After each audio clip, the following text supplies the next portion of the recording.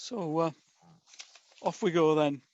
Well, thank you very much for joining this morning's virtual walk around the parish of North Cerney. As you can see from this first slide, this is one of several walks that have been described in a little booklet which is available from the parish churches when they're open or through the website. And the Churn Valley Way is shown by that solid red line running from Seven Springs in the north all the way down the valley to Cirencester. And about half the route consists of quiet country lanes and bridle ways. So it could be done on a mountain bike. Rob and I have done that. But we do have to push your bike along the footpaths.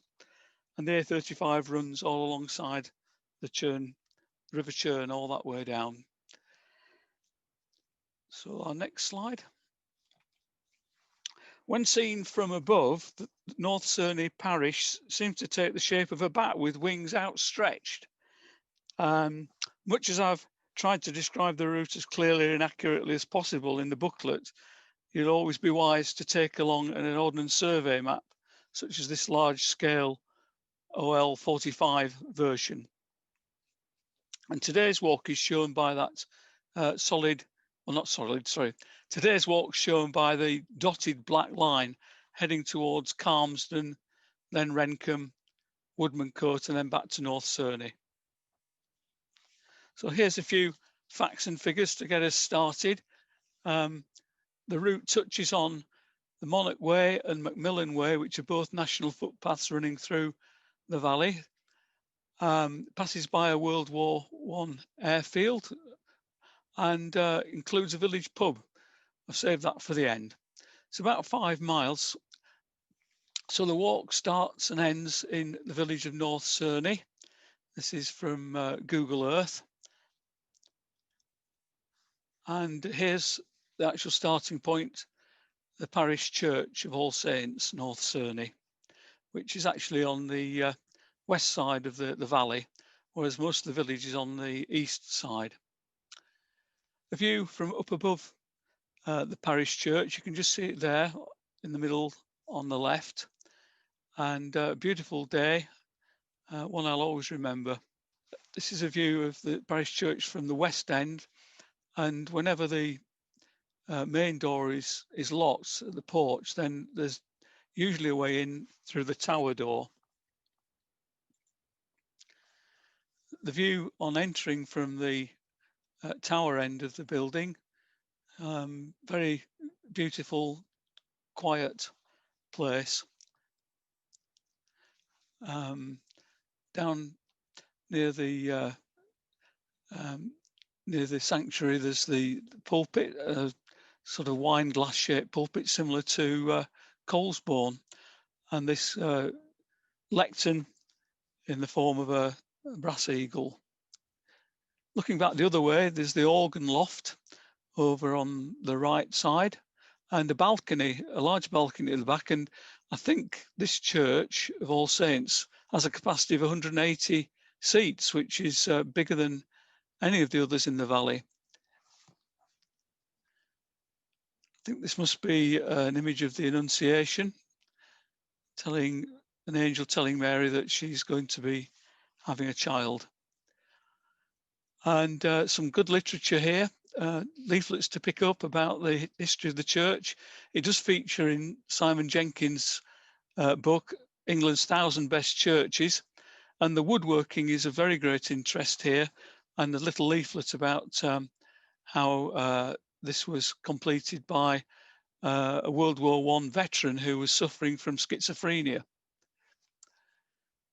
The altar in the sanctuary area is very ornate and well worth close inspection. Here's just one small part of it. One of the most interesting features, I think, is the woodworking feature. It's a sort of rood screen, I think is the proper name for it, up above the chancel arch. And you can probably see a feature like a triangular shape on the right-hand side. Those are steps that are coming up from the north side of the church. one can actually stand up there and look around. I think this was recreated, as I say, after the First World War, but in medieval times there would have been something similar there. View down onto the congregation assembly. I think that's Alison there and Alan. A few other faces you may recognise. In the North Chapel, there are some interesting characters depicted here. The wood carving is of St. Martin, who's cutting his cloak because legend has it that he gave half his cloak to a beggar. And then in the middle, there's the Blessed Virgin Mary. And the figure on the right-hand side is St. Urban holding a bunch of grapes. And a curious mistake arose when the woodcarver confused him with Urban the Great, the Pope, and gave him a tiara. The depiction of St. George and the dragon. A friend of mine, Pete Ryder, was down here a few years ago, and he noticed a medieval cross slab grave cover, which he sketched, and I think this is the only time this has come into the public domain, but Pete's got a keen eye for spotting these things. This is a view from the north side of the church, but round the other side, on the south side, there's this rather strange scratch marking of a mythical creature. It was probably put there by the masons during a period of building extension. Just a little bit about the life of the church, and this is going back to when Warwick Heathcote was the rector. You can see Mark Venn there with his squeeze box and a donkey, a couple of donkeys actually, for the Palm Sunday procession. The church warden for many years has been Sue Herdman, and alongside her, Mark Tufnell. A few years ago, we had a very joyful afternoon when Bishop Robert of Tewkesbury came along and licensed Mark to be our new reader.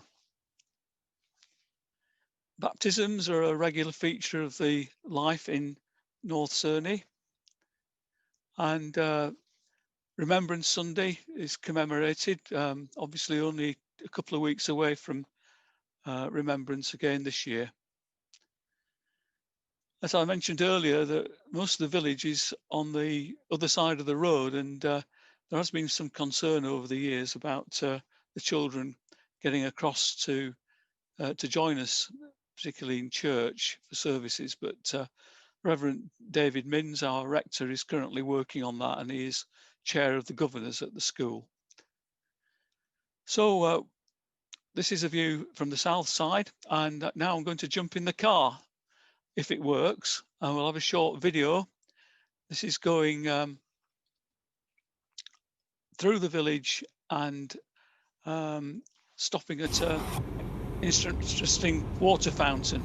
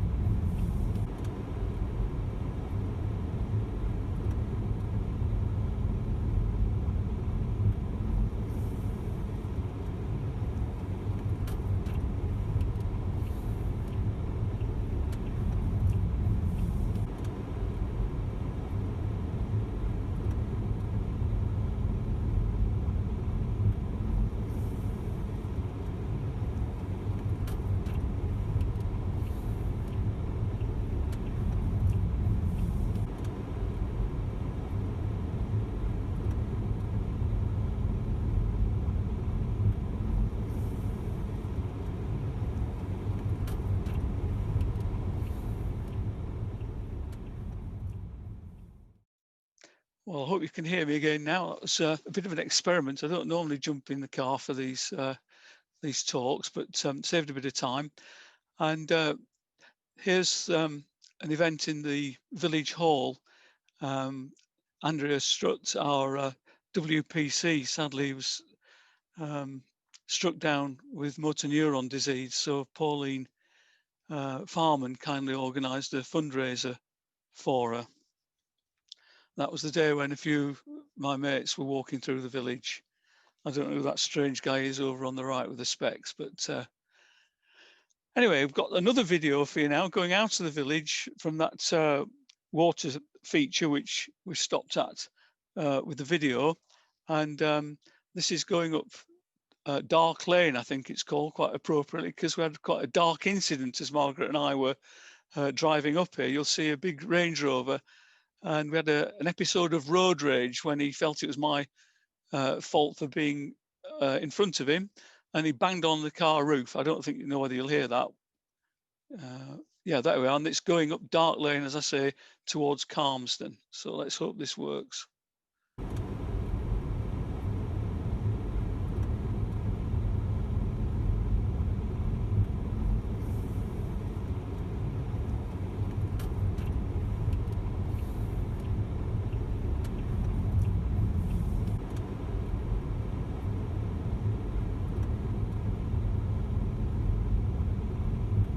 Hear me, but we're just about to come up to the White Way, which crosses the road here.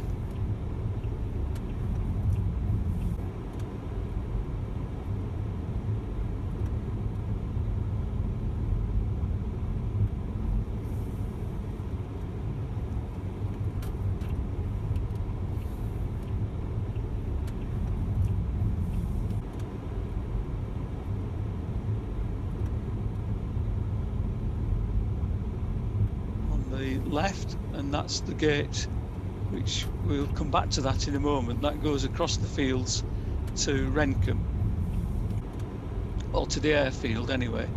But there's a really interesting feature just a bit further down the road as you come into Calmsden, so we'll just take a quick look at that.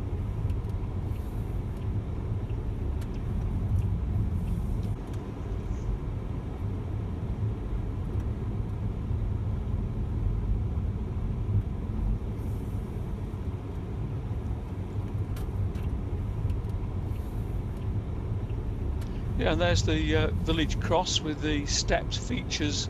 There's another view of it, and there's a couple of water troughs there at the side.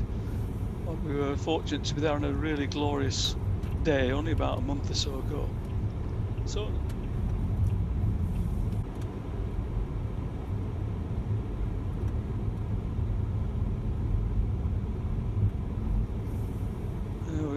there we are, just through that gate there.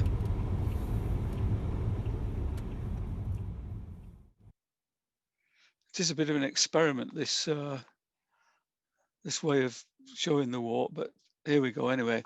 So the next section then goes through the fields across a bridleway and gets you into the back of Rendcomb Airfield.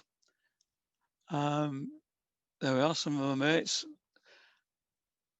And the day we were there, the aerobatic team were doing the wing walking exercise with these biplanes.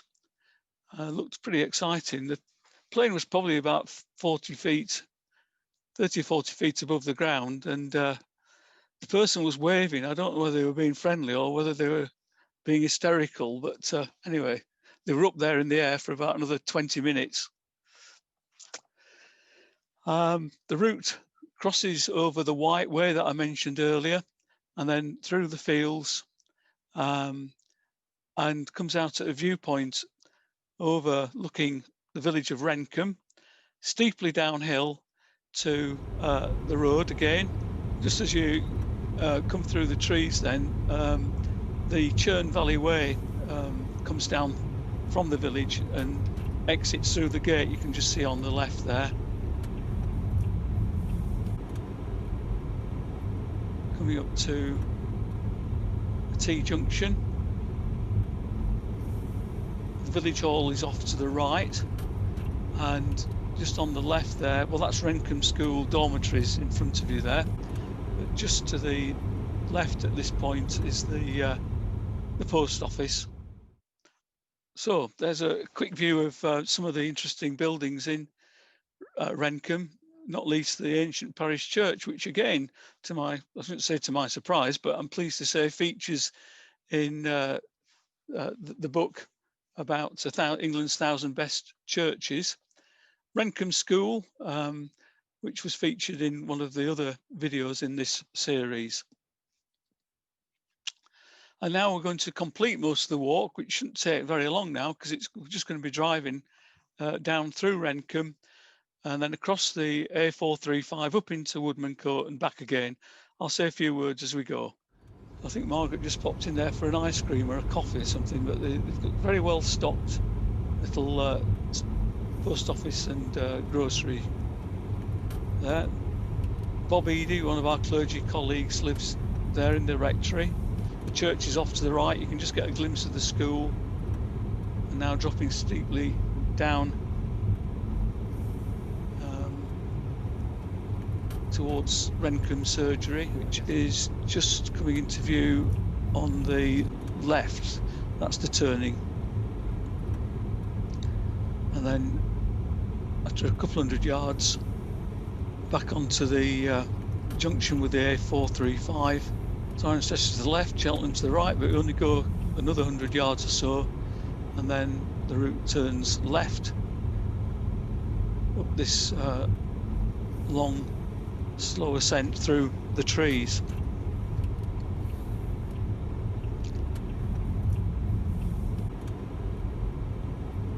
Other walkers out at that particular time.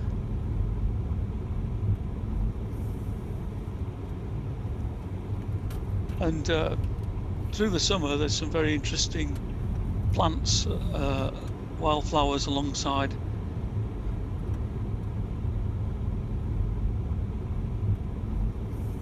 Down through the village. I think there is actually a bus route through here. I don't know how often the buses go, but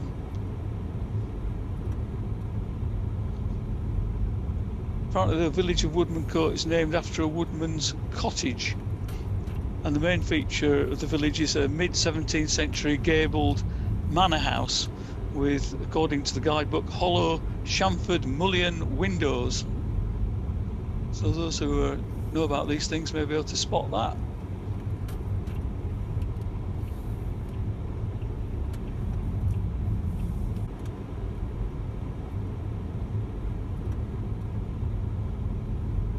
There's the bus stop just on the right, and the other great public amenity is the post box and the litter box.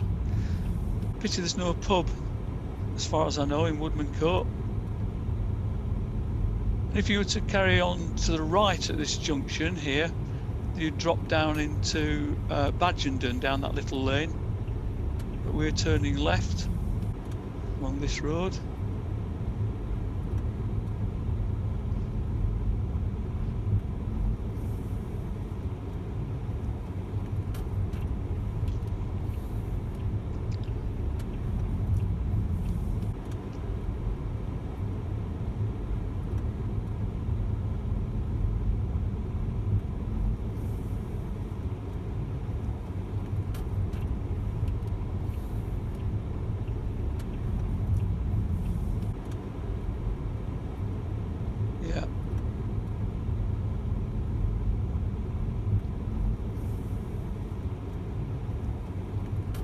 Duck eggs for sale.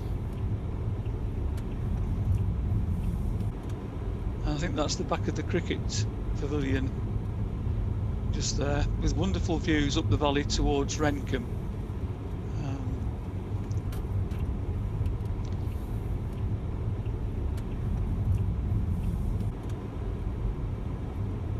So about another few hundred yards, and then there's a track goes off to the left at this point, right at this point.